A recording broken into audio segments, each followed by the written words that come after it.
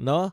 Pahiya po rito, napahiya po itong si Vince Dizon, napahiya po itong si Anticler, at sa mga nangangantyaw po dito po kay Libiste na panay hearsay, pahiya po kayo ngayon lahat. Ito po, nilabas po ni Libiste ang email na may pirma pa nito ni DPWH Secretary Vince Boytokis Dahak Dizon.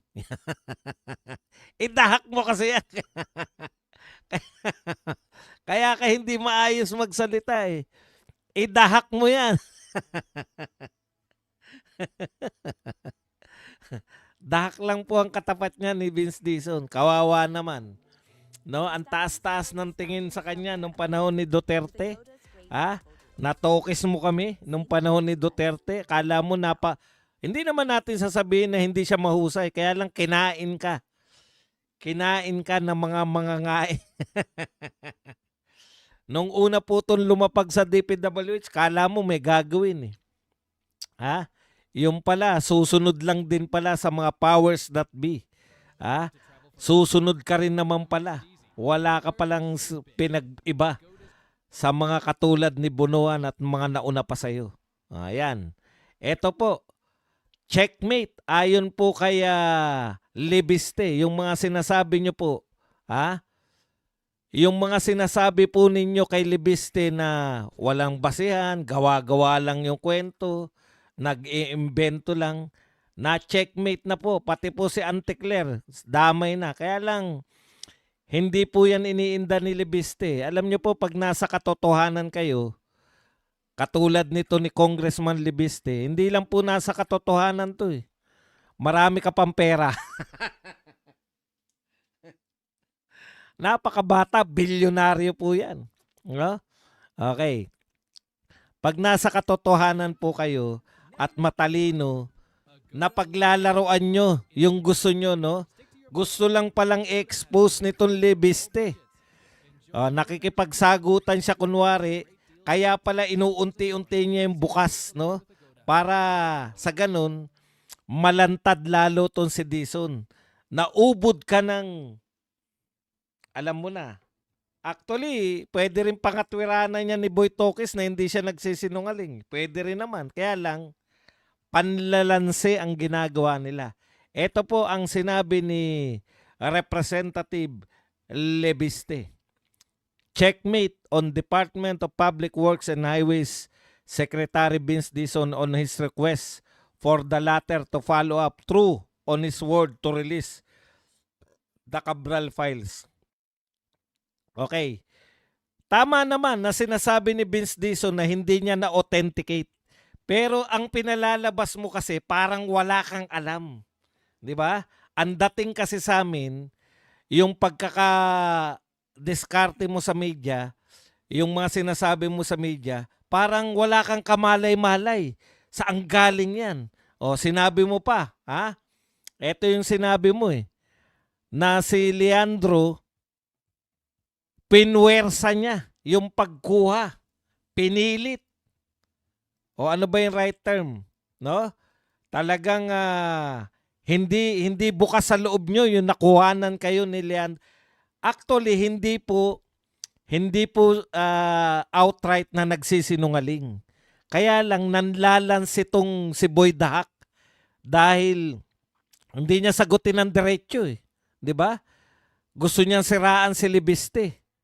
O, ngayon, pinadadama ka lang pala. Ano po ang sabi ni Libiste ngayon? Checkmate po. Ayan po ang sabi ni Libiste. Binigyan ko ng ilang araw ang DPWH para i-authenticate ang mga dokumentong in-upload ko sa Facebook bilang test. O, tinitest ka lang pala, Dizon. Ha? Bilang test.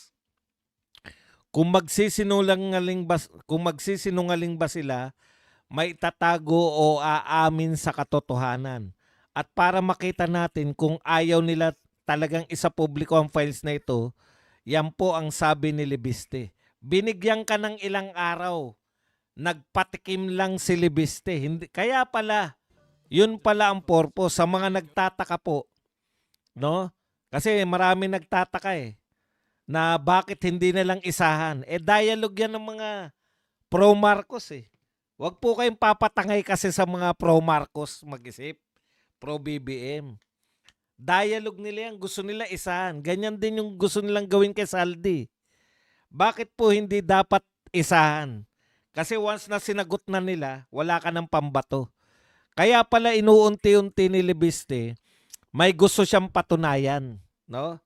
Ano ang reaksyon ni Boy Dahak Dizon kung sakali na maglalabas siya? Sasabihin niya ba na ilalabas niya na ba yung iba pang detalye? Kasi hinihintay, hinahamon ni Libiste. Ilabas mo. O magsisinungaling ba sila o may itatago? Ha? So ngayon, nakuha natin. Try mo ipasilipan dito, Maring, nakakaalam sa kabulustugan niya doon, Boss Buds. Eto si Boy Dahak Dizon, sinusubok lang pala ni Libiste. Ganon talaga. Kaya nga bata pa lang yan, bilyonaryo na Ngayon ko lang natuklasan, kasama pala to sa batang promil. Antindi. Kaya pala tinatawag. Bakit ba tinatawag na promil kid to?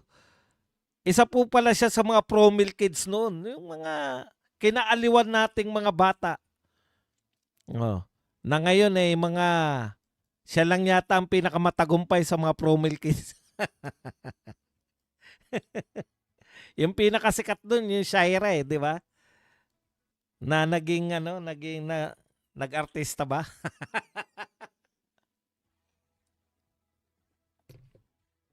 Anyways, eto po, ituloy natin. Bilang test kung magsisinungaling ba sila, maitatago o aamin sa katotohanan. At para makita natin kung ayaw nila talagang isapubliko ang mga files na ito. So ano po ang napatunayan ni Libiste at napatunayan natin? Na sila ay nagsisinungaling, may tinatago at hindi umaamin ng katotohanan. Dahil ayaw nilang isapubliko ang files na ito. Okay. Pinakita niya po yung email niya. Narito po ang October 1 email ko kay Sec Beans na nagko-confirm ng ano ba yung FY 2025 DPWH budget PDF. At ang October 20 email ng DPWH kung saan pinadala sa akin ang ano na nga yung F sa FY? Year yung Y, di ba?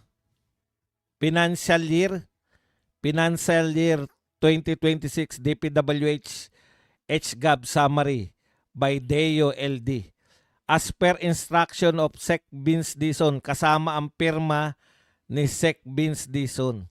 Ayan, sa'yo pala galing. Sa'yo pala galing yung yung unti-unti po nilalabas ni Libiste. Sa'yo pala galing, meron kang pirma. Ha?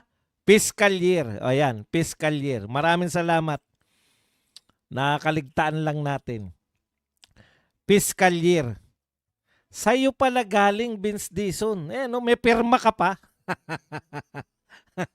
Yung pinapakita niya unti-unti, ang sabi niya, yung 2025, fiscal year 2025, in-email niya sa'yo, pinakukonfirm niya.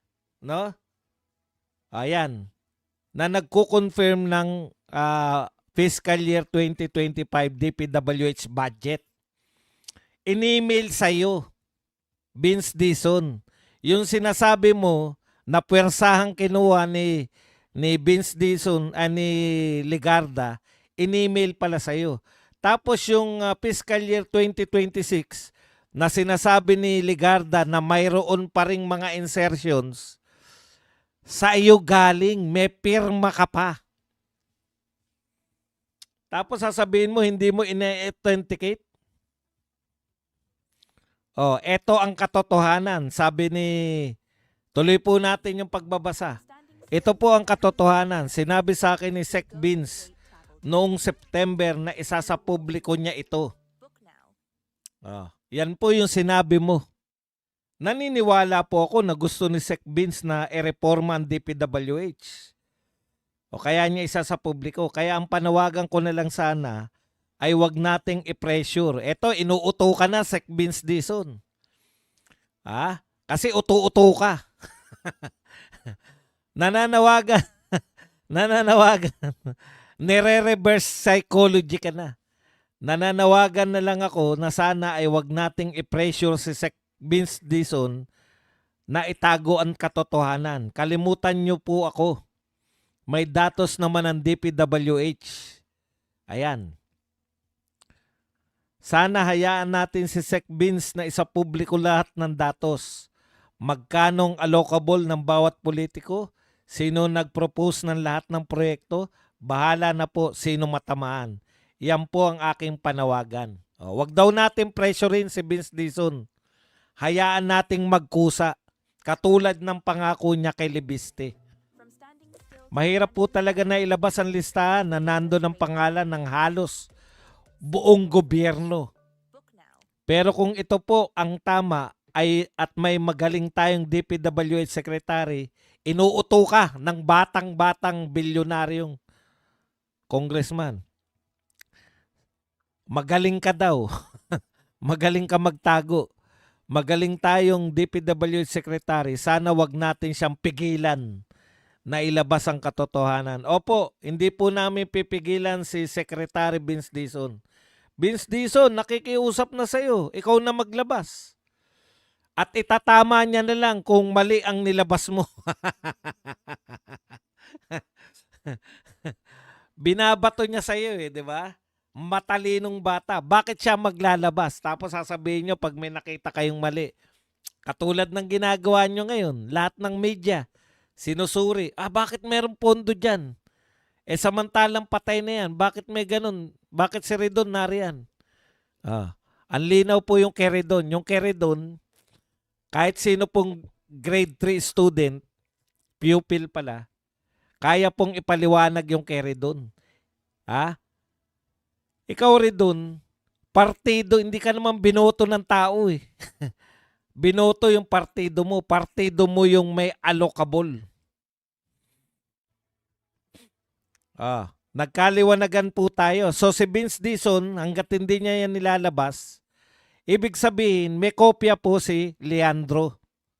So bakit nga naman siya yung maglalabas? Hayaan niya si Vince Dizon. Kung ayaw ilabas ni Vince Dizon, isa lang po ang patunay niyan. Meron siyang tinatago, meron siyang pinagtatakpan, at siya ay nagsisinungaling. Authenticate. Ilabas nyo yung dokumento. Ikaw na maglabas. Hindi naman po tungkulin ni... Eto lang po hindi po tungkulin ni Libiste yan.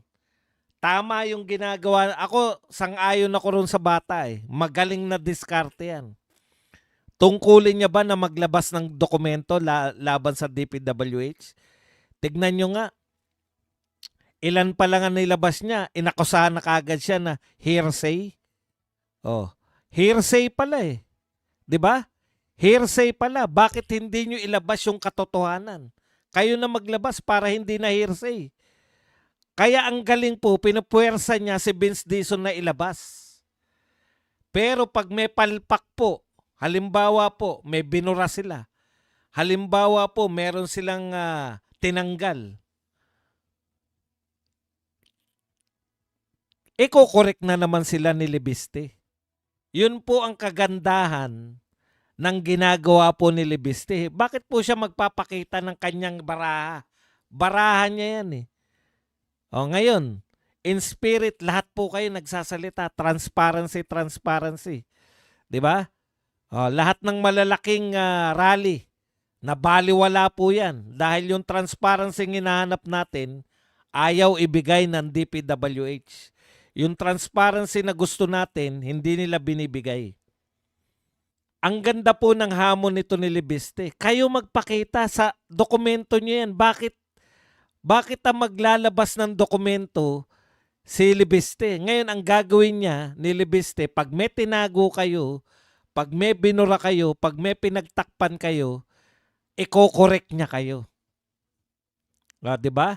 Back to you yan. Ngayon, pag hindi po nilabas, dokumento pa lang po yan, ha?